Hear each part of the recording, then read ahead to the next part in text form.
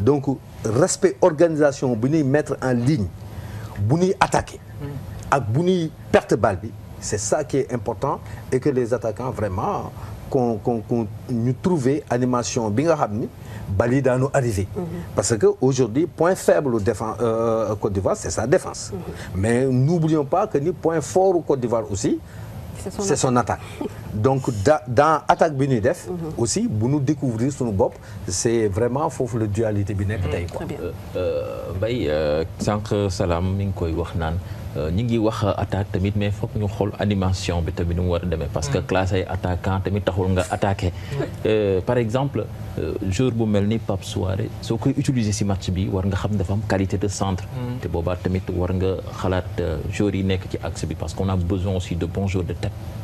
Oui, tout à fait. Et je pense que si Nico Pape Souaré doon defee lors des derniers JO, si on a des ballons comme ça, si c'est Moussa Konaté qui les marqué, quand tu as dit Demba Ba, du Moussa Sow et du Papis Cissé, ça devrait marcher.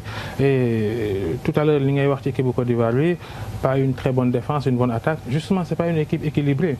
Et il faut que Sénégal xool loolu. Il y a quelques années, Côte d'Ivoire, toutes les lignes fonctionnaient. Mais aujourd'hui, il y a l'attaque qui fonctionne à merveille. Au milieu, il n'y a que du Yaya Touré. Parfois, quand il est seul, les matchs ne lui réussissent pas. Donc, mais Babacar, Yaya Touré, peut-être vous, 3 joueurs, mais on va dire. Premier mi-temps. Oui, d'accord. Ouais. Et puis, bon, on ne va pas encore revenir sur certaines actualités. Je veux dire, la sélection des 23 Lions, ça me pose problème. Aujourd'hui, je ne comprends pas l'absence d'un Souleymane Camara qui joue la Ligue des Champions, qui est titulaire dans le club champion de France. On nous amène des jeunes, c'est vrai, qui jouent dans le championnat de Norvège. Je ne comprends pas certains choix, mais bon, l'entraîneur, il est là pour ça. Et de toute façon, tout le monde ne peut pas jouer, mais l'absence de Souleymane Camara, on a problème. Quelqu'un comme Souleymane Camara qui porte le ballon, qui organise, il nous manque un peu aussi. Exactement. Bon, du coup, on va prendre quelqu'un qui souhaite intervenir, un téléspectateur. Sëñ bi ñu ngi lay nuyu. waaw sang bi naa def soxna si. waaw ñu ngi lay nuyu nan nga tudd ak fan ngay wootee.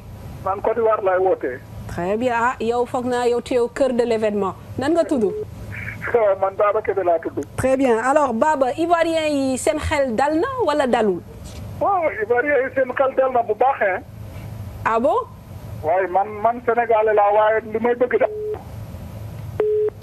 Ah, dommage.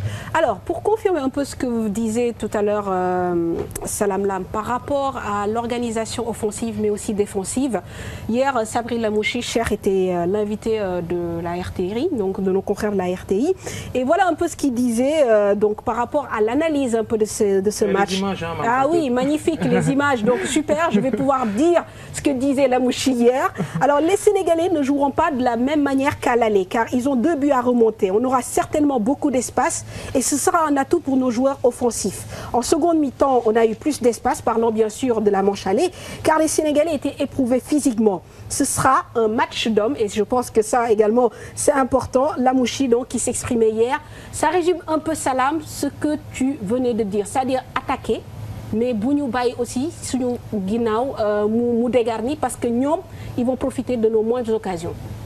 waaw je pense que match bi daal discipline tactique moo ci am solo ak efficacité bon ñu bañ ko yàkkanti je pense bañ a topp également euphorie publique bi parce que match bi ça se joue en 90 minutes bon c'est vrai que li koy neexal ci match yi mooy ni ñuy extrapoler nii commencer di teg ay sunuy attaquants alors que Couto waxagul dara parce que il faut attendre la surprise du chef bon nit ñëpp ngi ku nekk mën nga classer mais je pense Couto bi nekk gaañ bon quand même am nañu kóolute ci moom de telle sorte que ni il va nous sortir benn organisation et puis effectivement j'ai entendu Karim Sega muy expliquer que ni effectivement en attaquant ba bloc bi mooy dem voilà comment il faut jouer avec la Côte d'Ivoire c'est-à-dire bi ñuy rey moom mooy ñuy attaquer am ñu xaw a des libérer ay espace quand on attaque il faut que tout le monde monte pour que ñu mën leen surprendre si ay hors-jeu et quand on recule effectivement c'est le bloc qui recule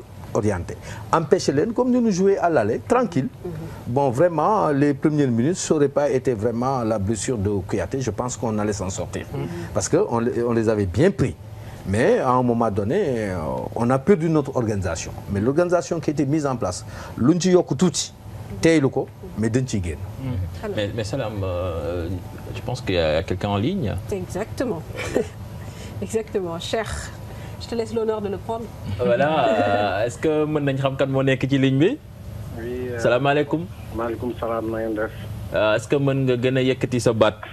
allo ma ne na ngeen def ça va. voilà présenté wul te nga wax ñu fooy wootee.